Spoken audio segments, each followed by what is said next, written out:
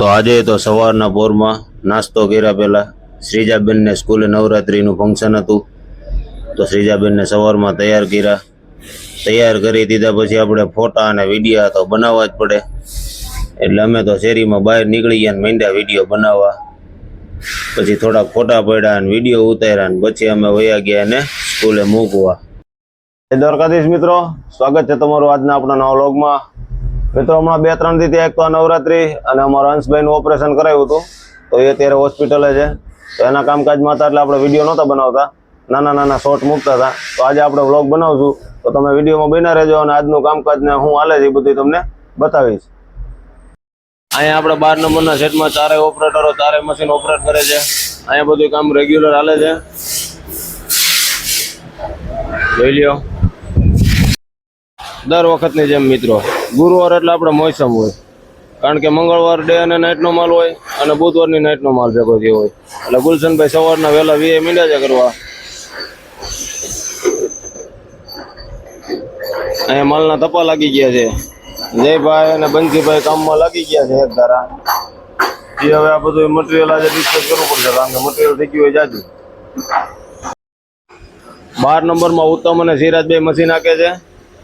સિરાજે ટકો કરીને કોઈ હુકામ કર્યો એ આપણે એને પૂછી લઈએ. સિરાજ, કેમ ભાઈ તારે ટકો કરાવવો પડ્યો? કાંઈ નહીં, એમને મજા નહોતી આવતી, ગરમી થતી હતી એટલે મેં કીધું એને ટકો કરાવી નાખી. બીજું કાંઈ વાંધો નહોતું. હે, ગુજરાતી સારું બોલતા આવડે? હા, થોડુંક આવડે. હવે જેમ ફાવે એમ બોલી. હિન્દી ઓછા બોલી, ગુજરાતી વધારે બોલી, કારણ કે દાદા દીદી રહું ને એટલે ગુજરાતી થોડું ફાવી ગયું. એટલે ગરમી થતી એટલે વાળ કાઢી નાખ્યા, થઈ જાય થોડુંક ધીમા થઈ જાય. સારું ભાઈ, ગાડી કાઢી લીધી છે. હવે આપણે જવાનું છે હંસભાઈ હોસ્પિટલે. હું શક્તિ ને રાજુ જાતા આવી. આજે લગભગ રજા થઈ જવી જોઈએ, ઓપરેશન તો કાલ થઈ ગયું. કાલ આખો દી અમે ત્યાં જતા. તો હું ને શક્તિભાઈ હવે નીકળી ગયા છે. રાજુભાઈ ને હમણાં એની ઓફિસેથી લઈને અમે ત્રણેય પહોંચી જઈએ હમણાં હોસ્પિટલે.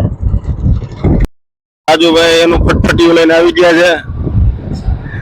હવે રાજુભાઈ કે અમારે ચા પીવી, તો હવે ચા પીને અમે હોસ્પિટલે જાવ. બીજું શું કરવું? ચા નું નામ પડે પછી તો કઈ થાય નહીં, બરોબર ને રાજુભાઈ? ચા પીવી પડશે. ચાલો, ક્યાં ખોડિયારમાં જવા દે. તો પહોંચી ગયા છીએ આપણે સાંઈબાબા સર્કલે. પછી તો ચા પાણી પીને અમે બધા સીધા નીકળી ગયા હોસ્પિટલ જવા માટે. અને આ આવી ગયો આપણે મવડીનો ઓવરબ્રિજ. આપણે હોસ્પિટલે પહોંચી ગયા અને હંસભાઈને જો અત્યારે આટા મારવાનું કીધું છે. હમણાં કલાકમાં ડૉક્ટર આવે પછી એને રજા થઈ જાય. કાલ ભાનમાં આવ્યો ને તયુંનો કહેતો હતો કાકા મારો વિડીયો બનાવજો. પણ કાલે એનો વિડીયો લીધા જેવી હાલત નથી. કેમ છે ભાઈ હવે તબિયત તારી? હે, મજા આવી ગઈ? તો વાંધો નહીં, હાલો ઘરે જવું ને. હોરો તું અહીંયા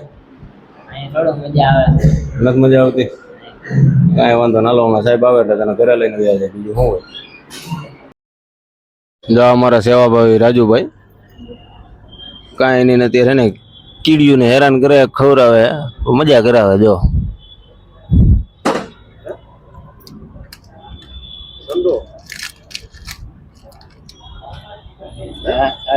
એના કારીગર ટૂંકમાં એને કીડીઓને એટલે ખવડાવ્યું, એને શાંતિ ત્યાં બેહવા દે એમ.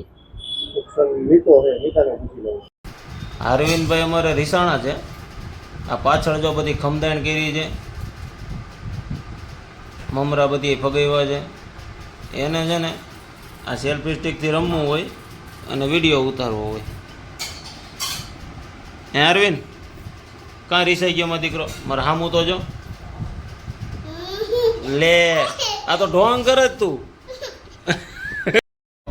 તો આપણે આવી ગયા છીએ હવે બપોર પછી પાછા કારખાને. આપણા શક્તિભાઈનું ખાતું કહેવાય.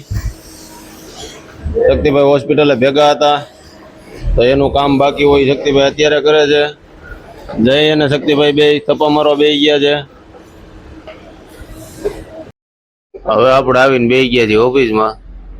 આ બધા નવરાત્રીની વાતો એ ચડી ગયા છે ને શાંતિથી હવે બેઠા છીએ. તો મિત્રો, આજના વ્લોગમાં બસ આટલું જ. મળીએ આપણે આપણા નવા વ્લોગમાં. જય દ્વારકાધીશ.